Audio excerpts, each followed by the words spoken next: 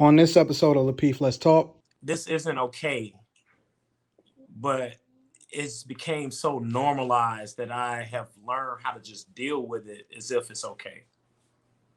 Um, I don't like getting pulled over, but my kids still talk about like when I was pulled over or when I was arrested in front of them. You know how embarrassing that is. You know how humiliating that is.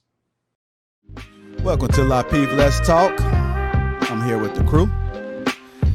We got Anton. We got B Nix. And we got Tawana. And me, myself, I'm J.I. Welcome to Lapeef, Let's Talk. Greatest show ever. How you guys feeling? Good? Yeah? I'm good. Hey, I'm good, bro. I'm here. I'm alive. What about You're you, alive. Anton? You good? Anton, like you ready. Yeah, I'm alive, man. You alive. That's like an interesting I don't comment. know. It's just first thing came to mind, man. Blessings. You're alive. Okay. Yeah, man. Blessings. Thankful, man. Thank God. Thank God.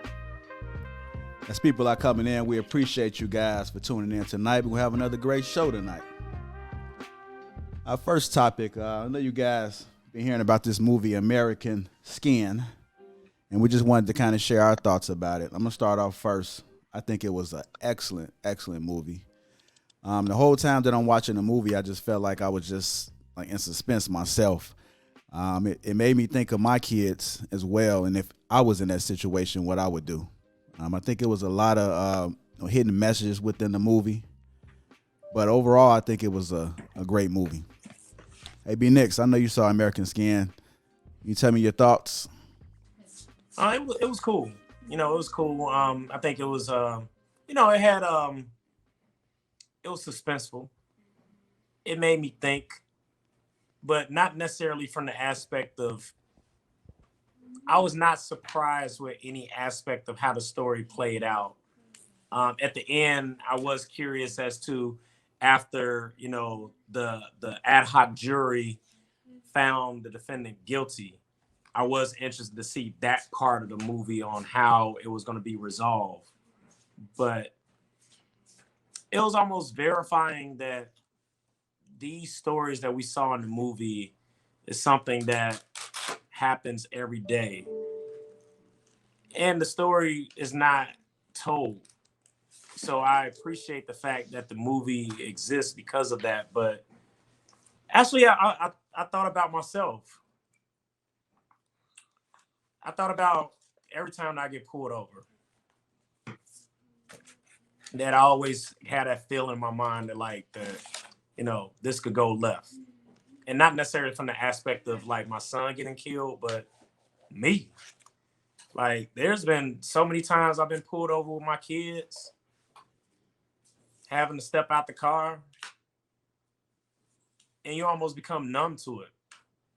And that's the part where, for me, that goes a little bit beyond the storyline of the movie, the plot. It made me think like, this isn't okay, but it's became so normalized that I have learned how to just deal with it as if it's okay. I don't like getting pulled over, but my kids still talk about like when I was pulled over or when I was arrested in front of them. You know how embarrassing that is. You know how humiliating that is. I remember I was driving down 83rd. This was I want to say about 4 years ago. I want to say 5 years ago, 'cause I was still staying over east. I was driving out 83rd. I was just passing Avalon Park. For anybody from the southeast side, I was just passing Avalon Park on 83rd. That's between right after the viaduct between Cottage and Stony Island. And I got pulled over, and I got pulled over in a rental. That's the part that was so funny. My Camry I used to have, it broke down, so I had a town and country, all white town and country. I only had one child then at the time. It was just me and Brianna. And I got pulled over because I fit the description, right? The car was empty. It was a rental. I had to step out the car. My daughter at the time, Brianna, she's 9 now. She was she was a little over 1.5 years old. And I have to just stand out the car like in the winter with my baby in my hand and act like it's normal, you know? And that ain't the first time. And I don't even know if I'm at this point right now in my life, I don't even know if I get upset anymore. I don't know if I get sad anymore. Am I hurt? No. So that's why I kind of looked at the movie and I was kind of numb to it. Cause like, I'm sure everybody that's listening or will listen to this is like, oh yeah, that happened to me. And I think that's the part that makes this a sad story is that it happens so often that it doesn't really touch your heart anymore because it's like it's acceptable behavior. This is all learned behavior. What we saw with those officers in the movie, we're all classically conditioned to behave and act a certain way based on our title or our role or our skin or you know the job we have, these not gender roles, these societal roles that we feel that we have to live up to. So it was just it was verifying, but at the same time it made me feel like, man, as a adult, not even as a father, but just as an adult, that I am numb to those stories right now, somebody dying. And the thing is, it's not a day to go by. Not to say I'm looking to die. I love living. But every time I see a cop or those type of situations, I always feel to like, man, this could be it. And I'm okay with that. And I don't even know if that should be acceptable of me to even feel that way. But I do.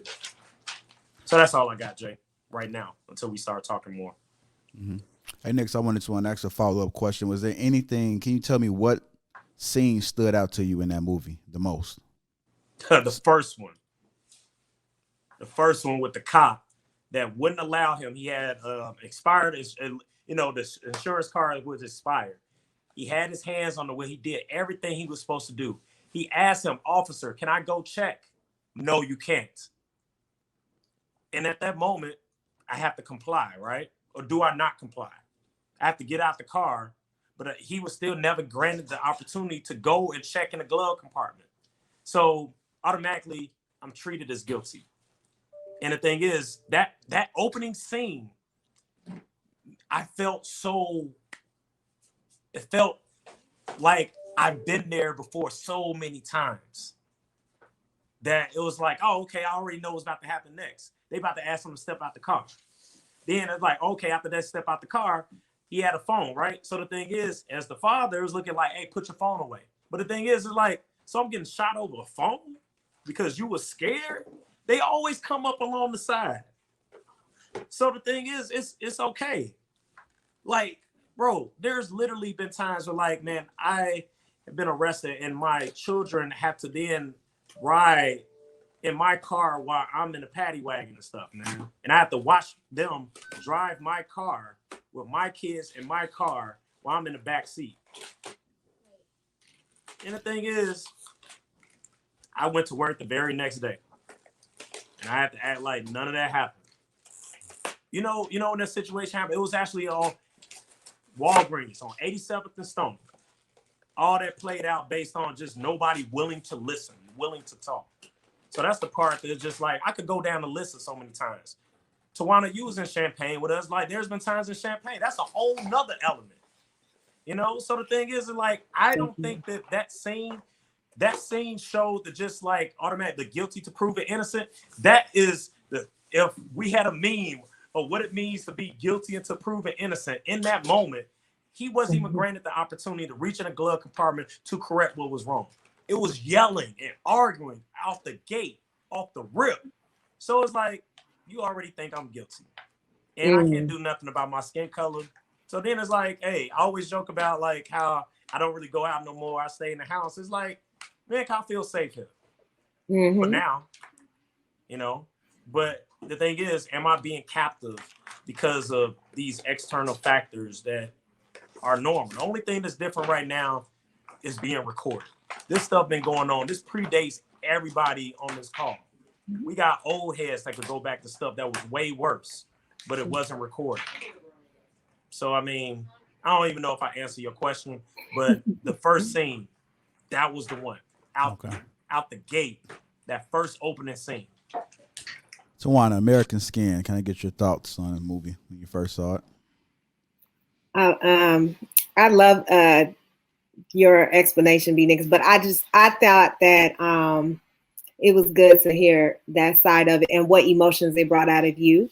Overall, like the acting was so good. I really appreciated the acting. Like that one Hispanic officer, I cannot think of his name.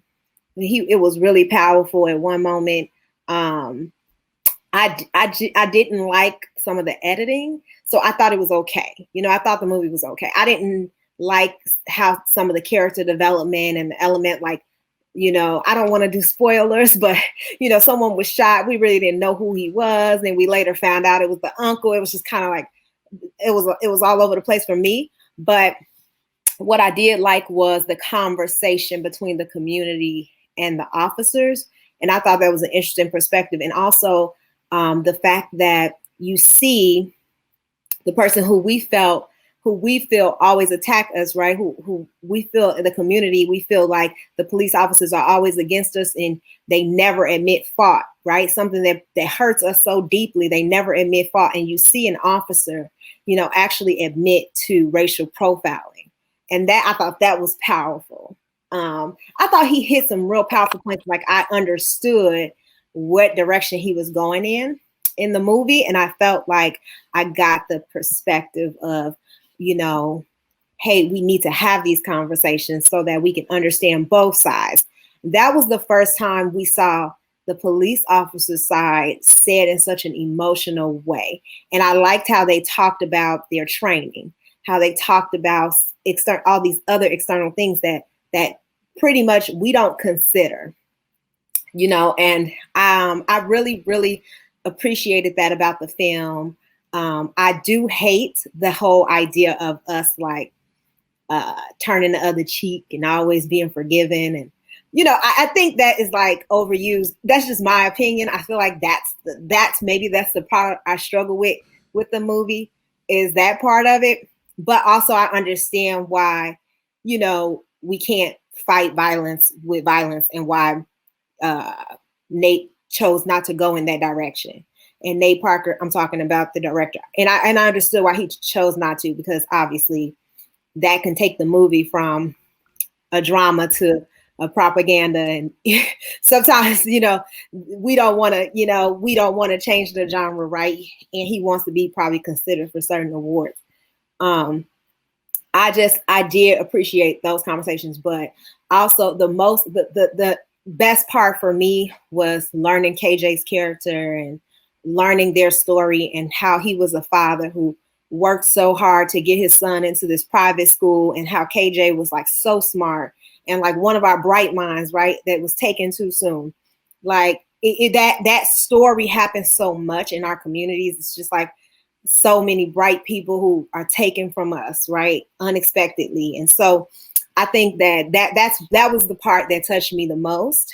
After that part of learning KJ, and that part, it lost me a little bit up until the community conversation. Then I was like, okay. And I love the idea that the kids were involved, and that the high school students were filming it as a documentary.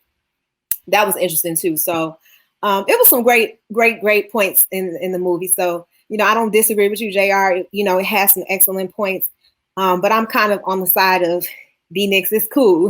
It was cool, but it did bring out emotions. And it did, there was some perspectives that I caught from it. So can I add one point? Thanks, Tawana. Yeah. And this is kind of like from a personal space. I know usually we generalize stuff, but this actually going back to like learned behavior, why we do what we do. And I know on this show, there's times where I can be difficult about my stance about certain things, but there's a rationale behind it. Like one of the things that kind of I thought about everybody on this show was we had talked about like, hey, letting somebody know where you're at, like as a courtesy where you're going and stuff. I didn't used to do that until that time where that specific time where I had an issue with the officer, and I was with my kids, and I didn't tell my wife exactly where I was going. She knew I was out, of course, because I wasn't at home. But the thing is, the situation snowballed throughout the night. So it's like now it's like I'm not just MIA, but the kids are MIA. And from that moment on, that was one of the main contributors as to why I always say, like, you know, the courtesy text or whatever like that. Because the thing is, the world that we live in right now, think about the mama, right? All that was going on, but it's like, who's informing the moms as this happening? Because this part that we don't see is the behind the scenes. Like if he's getting arrested, the father, Link, you know, and if the son is actually the one who got shot, so when did the mother find out what was going on? You know how like gut wrenching that is that you're just sitting at home just waiting on somebody to show up and they never come back. Because I thought that was ironic, which I didn't know when the father, I mean not the father, the officer, they get told to go home. And that the son, KJ, never had the opportunity to go home. And the father, I'm assuming, didn't go home until maybe even the next day. And that's the part, at the end of the day, the officer still gets the opportunity to go back home. So that's the thing why I just want to bring up that's one of the reasons that the courtesy, like I need to let you know where I'm at because I might not come home. And the thing is, as the current climate that we're in right now, that's actually a normal practice that I might not come home tonight based on something that's beyond my circumstance. I'm not trying to play this victimization of what's happening, but it's very real. And that movie just really resonated with me to authenticate how I already feel. That it prompted me to actually talk about it versus just acting like it didn't happen and going about my day. Did any one of you guys shed a tear? Nope. Not at all. I don't do that. Tawana, you had the tissue out? Yeah, but also I'm emotional anyway right now. So I don't know if you can really take that. But yes, I did cry, especially when KJ died. And then hearing like how bright he was and, just all his story. And then the scene with the cousin, that really just got me when the cousin was just like going off about like, man, you killed my 14-year-old cousin, like showing a picture of him like, man, he a person, and I that was like a powerful scene to me. Yeah, it was just powerful for me just to understand. I don't think people even realize how a father loves their son, especially with him being the only son. And to take that from him, it's like you had so much more to be able to teach him, and that opportunity was taken away from him. So just hearing it, I think he played the hell out of that role because I actually believe that he loved his son. Anton, American Skin, what were your thoughts? I didn't think anything. It didn't resonate with me. Didn't mean anything to me. I looked at it purely as entertainment. I personally don't know how people grasp so much of a narrative that's being painted in a movie. No matter what movie I watch, I literally look at it as entertainment. And so it didn't mean anything to me whatsoever. I understand that it played upon how people are being marketed to and certain stories that's being played out in society today. But, as far as like what it meant to me, it didn't mean anything to me except for being a Spike Lee joint. And outside of that, as far as the movie itself, looking at the production and stuff like that, it was just okay. It was nothing more than just okay, but it didn't mean anything specifically for me. I don't have anything to speak on as it relates to like letting it resonate to me. It didn't make me shed a tear. It didn't do anything. So, after I got done with that, I went back to watching The Wire, which is the best series of all time for me, and that was the end of it. So I think I think one of the scenes that I don't think a lot of people paid attention to was the fact that his son wasn't listening to him when he told him to get back in the car. I mean, that was something that kind of stood out to me, and I felt that, for like the life of me, this father is yelling to the top of his lungs, and his son is just not registering to him that this is a serious situation. Even if it wasn't serious, the fact that his father had to say over and over again put the phone down, get back in Yeah. the car, get Yeah. back in the car, put the phone down, and the son just lost it.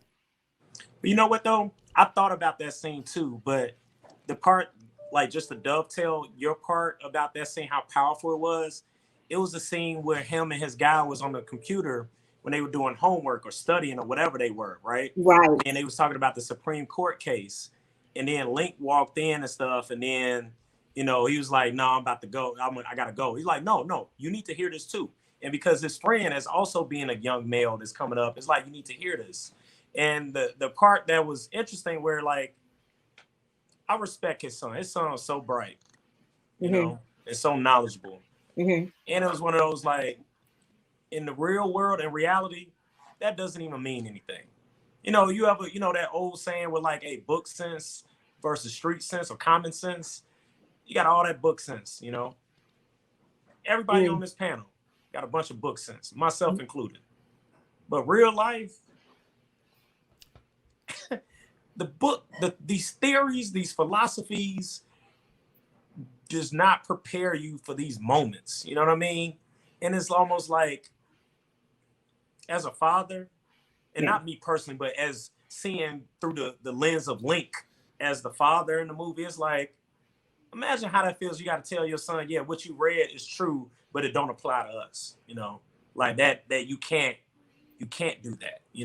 So it's like everything that we learn in a more formalized, educated setting does not apply. It's almost like how people sit up here and talk about how they, why we got to take math, but we're forced to take math in school. But we say like, oh, none of this stuff applies to real life, but you just need to know it. So we learn all this stuff. We just need to know it, but yet it doesn't apply. It's not applicable to real life application. So that's the part that, like, to that point, his son, okay, yeah, he probably should have listened to his father. But did he really do anything wrong? that's the thing. He was like, I don't think he did nothing wrong, but I do think that that's just for the outcome. Yeah, based on the outcome of him losing a life. No, I don't think he did. I don't think he did anything wrong, but I do think that as humans, we do have to pay attention to things that lead up to a situation. Because if he was listening, then maybe he would not have got shot. I'm not excusing the officers, but we can use another example.